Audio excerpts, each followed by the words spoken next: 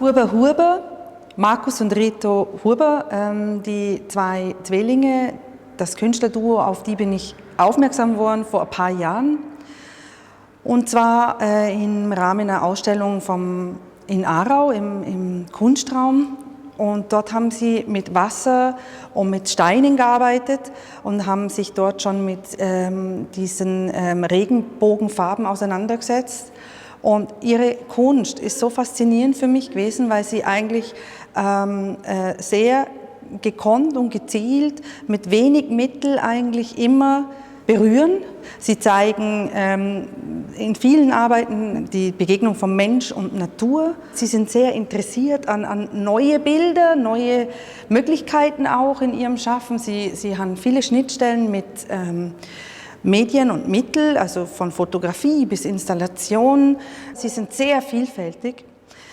In der Thematik bleiben sie sich aber treu. Also es ist immer das Thema Natur, es sind sehr stille Themen, bewegende Themen aber auch, denen sie sich dann, je nachdem, in welche Welt sie sich begeben, mit unterschiedlichen Medien und Mitteln widmen.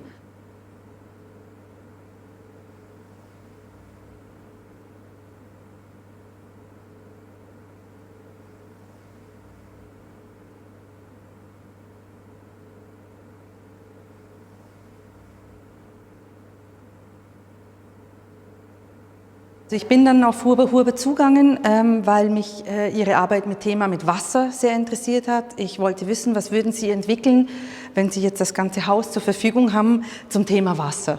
Odyssee, da nehmen die beiden auch immer wieder in dieser Ausstellung Bezug auf den Film A Space Odyssey 2001 von Stanley Kubrick. Das ist ja der Filmklassiker, eigentlich jeder Filmschaffende kennt diesen Film, weil es war eigentlich ein richtiger Meilenstein damals, 1978, glaube ich, kam er dann raus. Stanley Kubrick hat dort eine Geschichte erzählt, am Anfang wie eine Fiktion, es war wie Science Fiction und plötzlich gibt es dort einen Bruch und diese epische Erzählung bekommt eine ganz andere Tiefe. Es gibt diese ganz große Schlüsselstelle in dem Film von diesem schwarzen Monolith, der immer wieder auftaucht. Das ist so ein Steinmonolith, der da steht und außenrum sind wie Urzeitwesen, Urzeitmenschen, die anfangen, die haben immer in Harmonie dort funktioniert, in ihren kleinen Sippen und dann kommt dieser Monolith und der steht dort. Und der löst eigentlich bei Berührung von dem Monolith, löst er bei den Menschen eine Art Kampfgeist aus. Und da passiert das erste Mal, dass einer einen Knochen nimmt und dem anderen über den Kopf haut, und zwar aus dem Grund, weil sie anfangen, um eine kleine Wasserquelle zu streiten. Und die beiden Künstler haben sich dieses Objekt eigentlich haben sie eine neue Installation gemacht und nehmen auch wie Bezug auf diesen Film immer wieder, auch mit einem Knochen, den sie extra gebaut haben, der auch wieder hindeutet auf diese Metapher dieser Aggression, die dort entsteht, plötzlich zwischen diesen Affenwesen.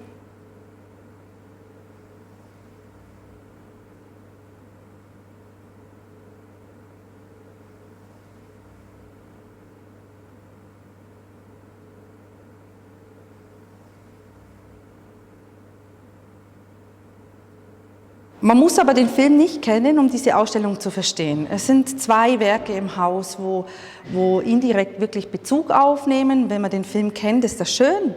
Aber wenn man ihn nicht kennt, dann funktionieren beide Symbole sehr wohl im Rahmen dieser Ausstellung und man kann seine eigenen Welten auch dort kreieren, wenn man das sieht. So hat der Monolith von Huber Huber ist durchsichtig, er ist fluid. Er weint, es sammeln sich Tränen, die tropfen runter, es gibt wie eine Art Kristalle, wie eigentlich auch kleine Mini-Regenbögen, wo sich dort ansammeln und in sich geschlossen ist in diesem Monolith eigentlich ein Wasserkreislauf, eine Wolke, die immer wieder entsteht und wieder runtertropft. Es hat etwas sehr Fragiles im Gegensatz zu diesem steinernen, schwarzen Monolith aus dem Film. Die Symbolik vom Regenbogen, gerade in der Arbeit, wo man hinter uns sieht, ist eigentlich wirklich fantastisch. Diese Kombination zwischen Mensch und Maschine und dann diesem wunderschönen Lichtspiel, was entsteht durch das Wasser und das Licht. ist wunderbar durchdacht von den beiden Künstlern und auch perfekt in dem Raum architektonisch inszeniert, dass diese Regenbögen natürlich jetzt zur Zeit auch in unsere Herzen leuchten durch die Fensterscheibe oder eben auch dieses Gefühl als Kuratorin mit den Künstlern zusammen diese Regenbögen wieder zu füllen. Man muss immer wieder diese Wasserbehälter auch auffüllen, weil das Wasser verdampft, oder? Das ist ein einziges immer wieder Produzieren von einem Regenbogen und das ist irgendwie auch so eine kleine Hoffnung für uns und für die Kunst und es macht extrem Freude.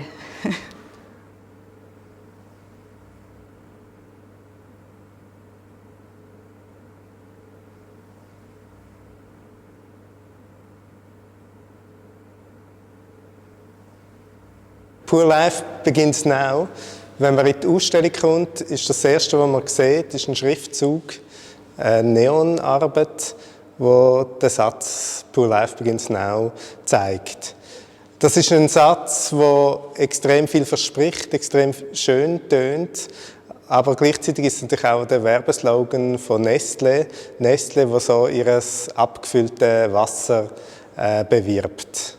Es ist ein riesiges Werbekonzept, das natürlich auch extrem viele Fragen aufwirft. Also, wem gehört das Wasser? Darf man mit Wasser handeln? Wer macht Profit? Und wer ist der Verlierer? Und das interessiert uns, die Versprechen, Wasser, das knapp ist, Wasser, das eine wichtige Ressource ist, Wasser, das, wie wir finden, allgemein gut ist.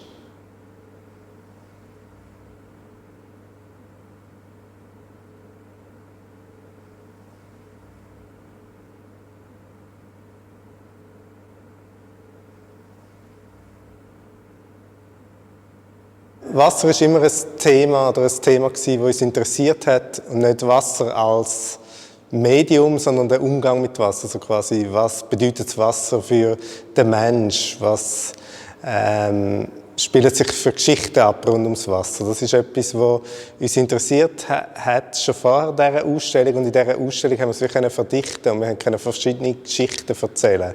Es geht um ganz viele Ebenen von dem Wasser, das eigentlich das Leben bedeutet.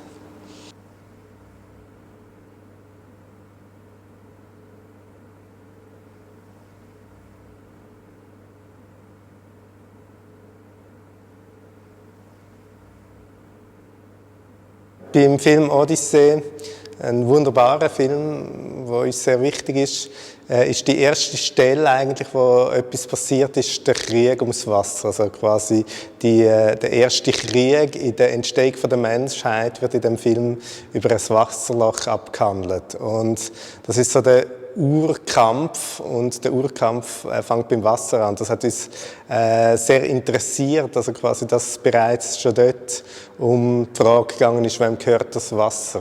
Und der Film erzählt viel und lässt gleich viel offen. Und auch das ist etwas, was bei unserer Arbeit sehr wichtig ist. Und darum haben wir gefunden, der Film soll irgendwo da in dieser Ausstellung spürbar sein. Und mir versteht aber die Ausstellung auch, wenn man den Film nicht kennt. Ich glaube, das ist auch wichtig.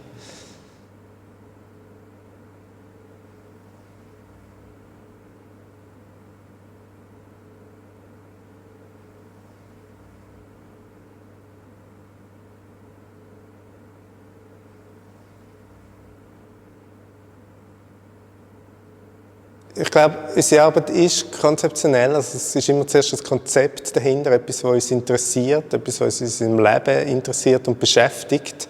Und gleichzeitig wollen wir sie irgendwo künstlerisch umsetzen.